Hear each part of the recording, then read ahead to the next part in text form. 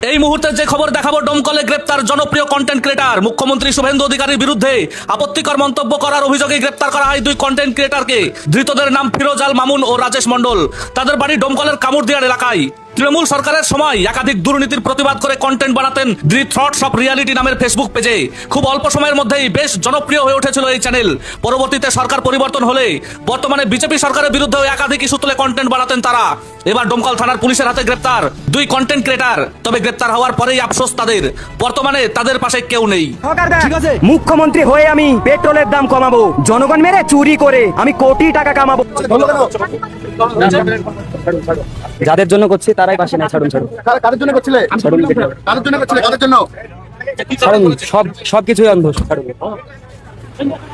রাজ্যের মুখ্যমন্ত্রী শুভেন্দু অধিকারী, আর এই শুভেন্দু অধিকারীকে নিয়ে কিন্তু আপত্তিকর মন্তব্য করে মুর্শিদাবাদের ডোমকলের দুই যুবক। এই দুই যুবকের নাম এখনো পর্যন্ত পুলিশ সূত্রে জানা গিয়েছে ফিরোজ এবং রাজেশ। তারা দুজনেই কিন্তু ডোমকল থানার বাসিন্দা এবং এই যে দুজন, তারা কিন্তু দীর্ঘদিন ধরে কন্টেন্ট ক্রিয়েটার হিসেবে এলাকায় পরিচিত এবং আগের যে সরকার ছিল তৃণমূল সরকার, সেই তৃণমূল সরকারকে নিয়েও কন্টেন্ট বানাতেন এবং নতুন যে সরকার অর্থাৎ ভারতীয় জনতা পার্টি যে বিজেপি সরকারের রাজ্যের মুখ্যমন্ত্রী শুভেন্দু অধিকারী, তাকে নিয়ে কিন্তু আপত্তিকর মন্তব্য।